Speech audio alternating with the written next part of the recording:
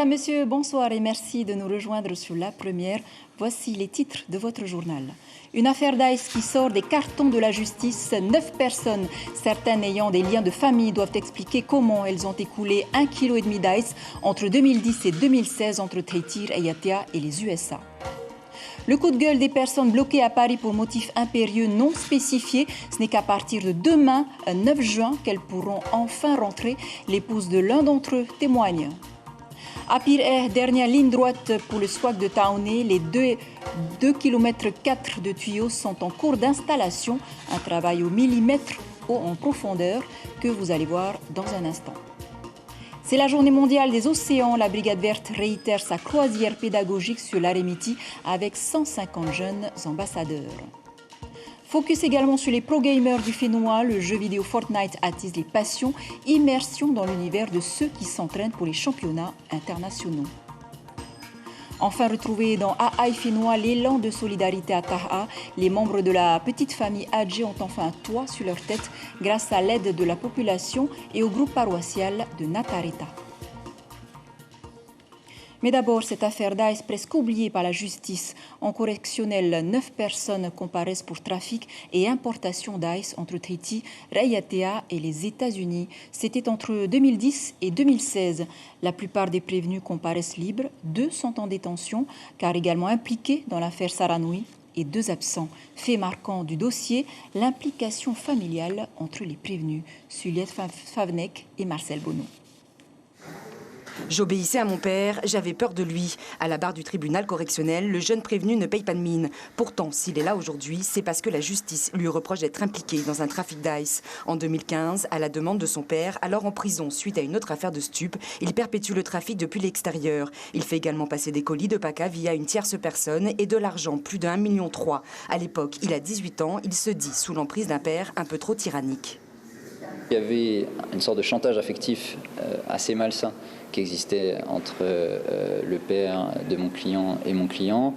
Et puis il y avait des menaces aussi, très clairement, des menaces assez sérieuses de lui dire, en gros, écoute-moi bien, dans le milieu, je suis assez connu, et si ça ne se passe pas comme moi, je t'ai dit que ça allait se passer, fais attention aussi à toi.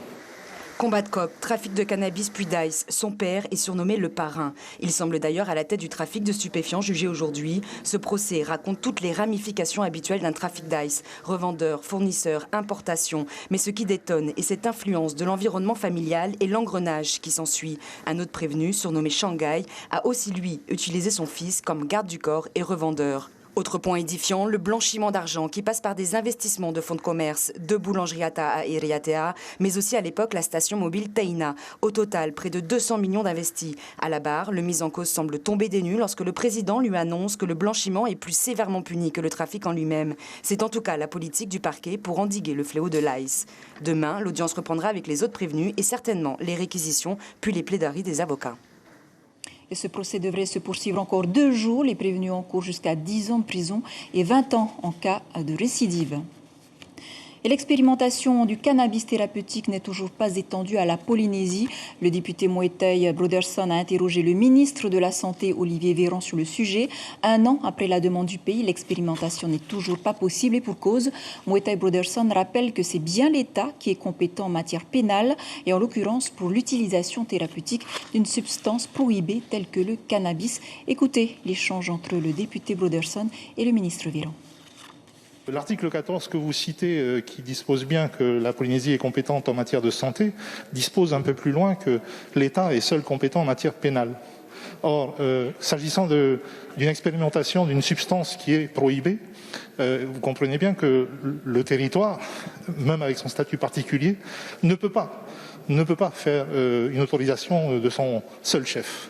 Il s'agit donc bien d'une compétence de l'État, que seul l'État peut autoriser pour la Polynésie. Monsieur le ministre. Monsieur le député, je vous redis avec toute la bonne volonté possible, si le gouvernement de Polynésie nous fait la demande, nous verrons s'il y a lieu d'adapter un véhicule législatif. J'espère que non, franchement. Si on pouvait le faire de façon réglementaire, ce serait formidable. Et je vais vérifier avec mes services, et notamment l'Agence de sécurité du médicament, pour qu'on puisse accompagner l'installation de cette expérimentation en Polynésie dans les plus brefs délais. Vous le savez, le motif impérieux entre la France et la Polynésie est toujours valable. Il ne sera levé qu'à compter de demain, mercredi 9 juin, à condition bien sûr d'être vacciné. Mais certains voyageurs comme Michel Rousset l'ont peut-être mal compris. En voulant revenir avant cette date, ils ont été empêchés d'embarquer. Le reportage de Nicolas Suire et Patita Savia. Stupéfaite, Pierrette aurait dû revoir son mari Michel le week-end dernier, mais il a été bloqué à l'aéroport de Paris-Charles de Gaulle. Pourtant, tous les documents semblaient bons. Étis, motif impérieux pour aller voir sa mère très malade et test négatif. Il est même vacciné. Infirmier à la retraite, il connaît l'importance de ses papiers. Il passe la douane et l'enregistrement sans problème, mais la police aux frontières et les agents d'Air France l'empêchent d'embarquer. C'est une incompréhension déjà, on est un peu abasourdi, on se dit qu'est-ce qu'on va faire, on se sent un peu perdu et puis on se sent pris un peu en otage, on ne peut pas rentrer chez soi. Et alors qu'on a fait tout ce que la République nous demandait de faire en papier, tout ce que les autorités pouvaient nous demander. Donc je pense qu'il y a un sentiment d'impuissance et d'injustice qui est très fort. Finalement, il s'avère que Michel n'a pas présenté de motif impérieux pour son retour. Il fallait pourtant le préciser. Sans cela, pas d'embarquement possible. Je pense que cette situation d'épidémie a vraiment balayé le bon sens qui restait et surtout le peu d'humanité qui restait encore dans ces aéroports où on devient des dossiers à traiter, acceptés ou pas, en fonction. 4 nuits d'hôtel et un nouveau billet sur French Bee. Michel devrait retrouver sa femme demain. Une dizaine d'autres personnes a été bloquées comme Michel sur le même vol pour les mêmes raisons. Une situation qui a déjà eu lieu plusieurs fois sur d'autres compagnies aériennes. Et dès demain, donc, les motifs impérieux ne seront plus obligatoires pour venir en Polynésie, à condition bien sûr d'être vacciné, je le rappelle. Et si l'État et le pays imposent toutes ces mesures, c'est bien pour ne pas reproduire le schéma de juillet 2020. Surtout qu'à ce jour, la Polynésie totalise 24 cas actifs de Covid-19, dont 3 cas nouveaux depuis hier. Seulement une personne hospitalisée en cours, donc. Plus de 52 500 Polynésiens sont totalement vaccinés. Plus de 63 000 attendent leur deuxième injection. Je vous le disais en titre, c'est la dernière ligne droite pour le SWAC au large du Taoné. Un kyrielle de bateaux dont un immense paquebot venu de Singapour s'active pour la pose du dernier tuyau de 2,4 km. Un travail au millimètre près en profondeur qui permettra à terme d'économiser 3% d'énergie carbone à Tahiti. Stéphane Ratino et Patrick Tinsey. C'est un peu des 20 000 lieues sous la mer qui se jouent au large du Taoné. Un balai de bateaux, 2,4 km de tuyaux et des hommes qui attendent le jour actifs et attentifs. Pour la profondeur, rien de mieux que la hauteur. Nous voici au cœur du dispositif technique. Le paquebot est venu d'Asie. Il va gérer la descente du tuyau, 902 mètres de fond au point de départ. Une idée de vertige pour le profane, mais une habitude pour des professionnels aguerris. Ça demande beaucoup de technicité, mais on a une bonne équipe qui a déjà fait ce genre de projet, donc de l'installation de conduite en profond ou de l'installation de conduite de grand diamètre en PEHD. Et donc en combinant toutes ces technicités-là et les capacités que j'ai dans notre équipe, l'opération est bien contrôlée. Et depuis le début, on n'a pas eu de soucis techniques et j'espère qu'on n'en aura pas. Aujourd'hui, on travaille dans une fenêtre météo qui a été choisie pour cette opération spécifiquement et ça se passe bien pour l'instant. Pour parvenir au rivage, c'est un assemblage de plusieurs tuyaux. La route n'est pas droite. La cartographie des fonds marins a dessiné des chemins, vus de bons passages. D'ailleurs, les robots sous-marins seront de la partie. Ils épauleront les hommes. Une dizaine d'entre eux plongera jusqu'à 60 mètres. Au-delà, la technologie autorisera un regard posé dans l'insondable pour des dizaines de perdus. Ça permet d'envoyer des yeux, d'avoir le retour vidéo de tout ce qui se passe pendant toute la phase de pause. Et après, on a aussi un autre ROV plus gros qui va permettre aussi de faire l'inspection du SWAC profond depuis 900 mètres jusqu'à la surface. Ce chantier est important pour le pays. Symboliquement, ce SWAC sera l'un des plus imposants au monde. Ce sera le 3e ouvrage en Polynésie après Bora et Tetiaroa. Par ailleurs, cet investissement, outre l'économie de fonctionnement pour l'hôpital, s'inscrit dans la logique de réduction de l'énergie d'origine pétrolière. C'est une technologie qui avance. Nous nous basons sur l'expérience de Bora Bora d'abord, puis de Tetiaroa. Aujourd'hui, on améliore les choses. Dick Bailey est ici avec nous justement pour découvrir un petit peu tous ces nouveaux moyens. La Polynésie avance et nous allons continuer à innover. C'est un signe aussi sur la transition énergétique. Ah ben bien sûr, comme je vous disais, ça nous fait faire des économies de carbone. C'est l'intérêt. 2% sur la consommation totale de l'île de Tahiti, c'est pas rien. C'est à peu près ce que Baïcha devait nous fournir en énergie hydroélectrique. Pas loin d'une centaine d'hommes tirent donc la corde dans le même sens, une énergie humaine que ces travailleurs de la mer donnent pour mieux protéger l'environnement de notre Fénois, de notre terre. Au chapitre social, après l'accident vendredi dernier qui a coûté une jambe à un docker en zone sud-ouane au port autonome, le syndicat des travailleurs de la manutention portuaire de Mahenui Temari et la CSIP viennent de déposer un préavis de grève au port autonome. Principale revendication, la sécurité en zone sud-ouane. La grève sera effective mardi prochain si aucun accord n'est trouvé avec la direction. Environnement, la Brigade verte réitère cette année sa croisière pédagogique sur l'Aremiti dans le cadre de la Journée mondiale des océans. Environ 150 jeunes de plusieurs établissements scolaires participent aux ateliers préparés par les associations de protection de l'environnement. Ils sont moins nombreux à cause des précautions sanitaires, mais tous ont apprécié l'événement. Caroline Fari, Hiro Terorotoa. Tout commence par un chant d'amour, une façon pour ces éco-délégués des collèges de Tahiti de fédérer les énergies autour de la mer. Et dans ce domaine, les associations sont partie prenante. Vous avez aussi la Polynésienne des eaux avec Miyata Riaria, notre Miss Tahiti préférée, qui est à bord. Elle parlera des eaux usées dans le lagon. Nous avons Sea Shepherd. Alors Sea Shepherd, ils sont là. Les pirates des mers. Ici, le crâne, évidemment, c'est pas très joyeux, ça représente la mort. La mort, c'est un peu ce que fait subir l'être humain aux océans depuis des années. À bord, les ateliers sensibilisent à la propreté du lagon et à la protection des espèces. Découverte des œufs de tortue, quiz sur les baleines, tout est passé en revue. Quelle est l'espérance de vie d'une baleine à bosse? 20 ans, 80 ans, 50 ans. 80 ans, moi je dirais 50. Bravo. Après la photo de famille, arrivée sur l'île Sœur où les ateliers se poursuivent. 15 ans que la Brigade verte organise ces actions qui commencent à porter leurs fruits. On est encerclé par des flottilles, des armadas entières de pêche étrangère, de flottilles asiatiques ou européennes. Et on est juste à la dernière oasis, mais je ne pense pas que ça durera très longtemps. Donc c'est pas très optimiste si les choses ne changent pas très vite. Comme là, je suis avec les Bourdons et l'Océania, et on travaille ensemble, pour moi, c'est une grande journée pour nous. On a vraiment une génération d'éco-citoyens en puissance qui arrive. Le problème, c'est la vraie question, c'est de savoir est-ce qu'il n'est pas trop tard. Aujourd'hui, symboliquement, on fête la journée mondiale des océans, mais on sait qu'à l'heure actuelle, c'est 8 millions de tonnes de déchets qui sont jetés dans les océans. C'est l'équivalent d'un camion de déchets plastiques chaque minute sur notre planète, déversés dans nos océans. Le monde d'après sera propre ou ne sera pas. Les jeunes semblent avoir compris le message. Tu jettes tes PO dans l'océan? Non. Mais des fois, ça m'est arrivé, mais bon. Après, ma maman, elle a dit de ramasser. J'essaye de faire attention. Des fois, ça peut être dur, des fois. C'est sûr, en étant adolescente. Mais j'essaye de faire en sorte de jeter tout ce qui est déchets dans la poubelle et pas mettre par terre ou voilà. Une prise de conscience essentielle pour notre subsistance, car l'océan produit 50% de l'oxygène de la planète.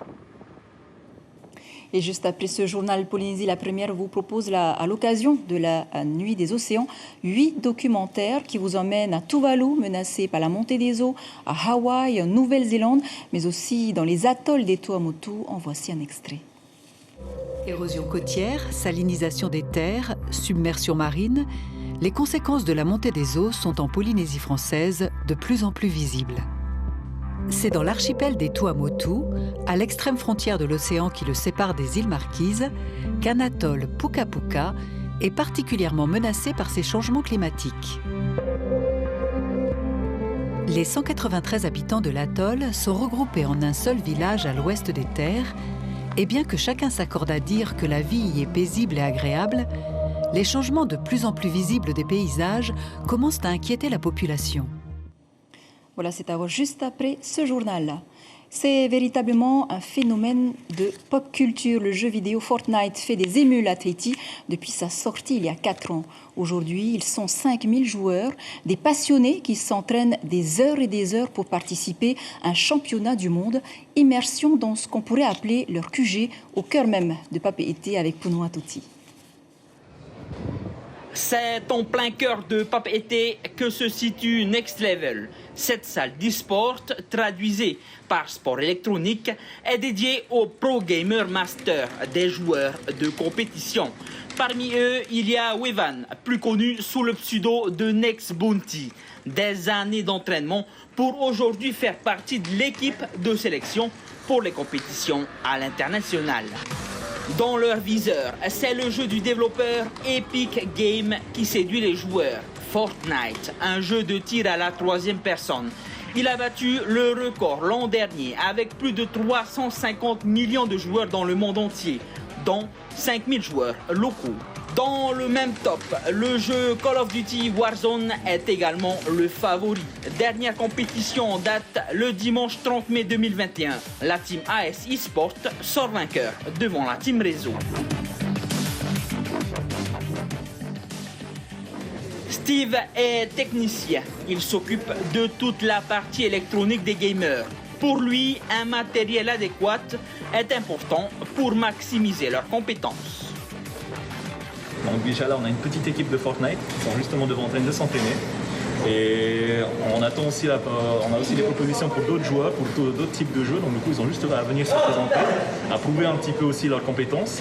Et bien sûr, ils seront mesurés aussi avec des formateurs adéquats qui sont assez performants dans ces jeux en question pour pouvoir mesurer leurs capacités et voir si justement ils sont, on peut dire, compétents pour ce qui est demandé. Donc c'est ça justement l'objectif, c'est d'entraîner ces jeunes-là en mettant à disposition notre matériel pour qu'ils puissent grandir et aussi nous représenter dans l'international, que ce soit pas nous que Next Level, mais aussi toute la Polynésie française. Heivatua, lui aussi, fait partie de l'équipe Fortnite de la team Next Level. Il pourra participer très bientôt à la prochaine compétition internationale de Fortnite. Un rêve d'enfant qui se réalise. En fait, depuis tout petit, je rêve de faire de l'e-sport. Ça, c'est vraiment un rêve. Et c'est pour ça que j'ai rejoint la team Next. Et donc, la prochaine étape, une grande compétition internationale. Exactement. L'objectif, c'est d'être le meilleur. Il faut beaucoup de communication.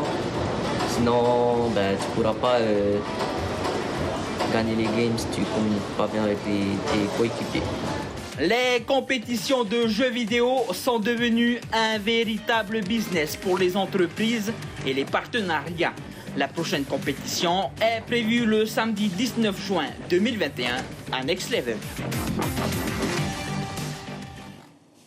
Dans l'actualité des îles, maintenant direction la perle du Pacifique, où l'église protestante Maui Epene Etera de Vaitape, le conseil de diacres ont décidé de rénover leur édifice vieux de plus de 70 ans. Paroissiens et agencés à eux se sont portés volontaires pour assurer le déménagement du mobilier, le rangement des affaires dans la salle des jeunes protestants de Vaitehi qui accueillera à compter de dimanche toutes les célébrations religieuses en attendant la fin des travaux. La commune qui n'a pas hésité à apporter son aide, comme en témoigne Vahene Matuanui. L'église, ou Wharepurea, comme on dit, a besoin de rénovation. Le pourquoi aussi, c'est pour la sécurité de nos paroissiens. Quand on rentre dans l'église, les deux poteaux, il y a un, bientôt, il ne sera plus là.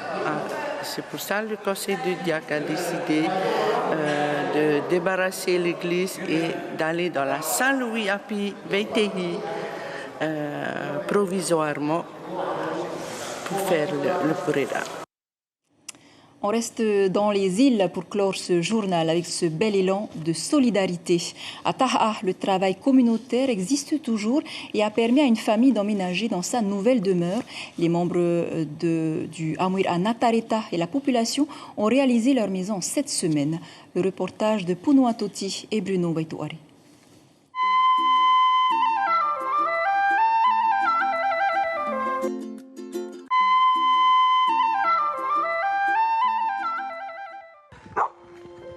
Nous sommes à Taha, dans le district de Faha. Cela fait maintenant 2 mois que la famille Hadji attend ce moment avec impatience. C'est un nouveau départ pour cette famille, la construction de leur maison. Une habitation bâtie avec l'aide du Amwir Anaterita de la paroisse protestante. Des petites mains aux doigts d'argent.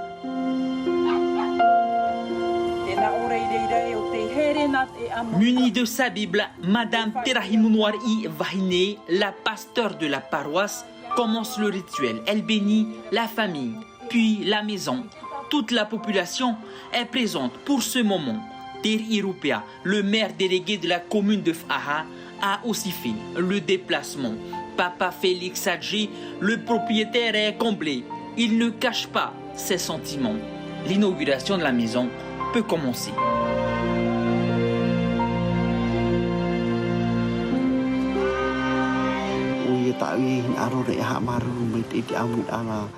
En premier lieu, je voulais remercier les membres de la paroisse protestante de Faha qui se sont rassemblés pour bâtir cette maison.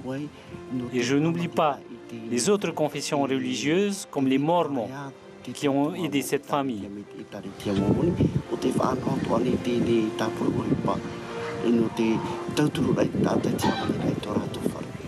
À l'intérieur, c'est l'effervescence. La population découvre le résultat de plusieurs mois de labeur.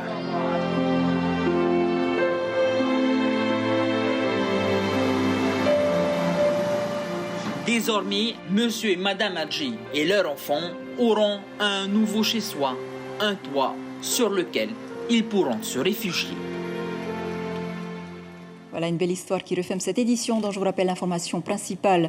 En correctionnel, 9 personnes, certaines ayant des liens de famille, doivent expliquer comment elles ont écoulé 1,5 kg d'ice entre 2010 et 2016, entre bien sûr Tahiti, Ayatea et les USA, un procès qui devrait durer 3 jours. À la une de votre dépêche demain, le quotidien titre sur l'état favorable à une filière locale à propos justement du cannabis thérapeutique. Voilà pour l'essentiel de l'actualité. Merci de nous rester fidèles. 5 heures, vos infos radio. Restez avec nous à suivre la nuit des océans. 8 documentaires qui vous emmènent à Tuvalu, menacé par les montées des eaux, à Hawaï, en Nouvelle-Zélande, mais aussi en Calédonie ou encore à Bora Bora. Bref, tout un programme. Belle nuit sur la première. À demain.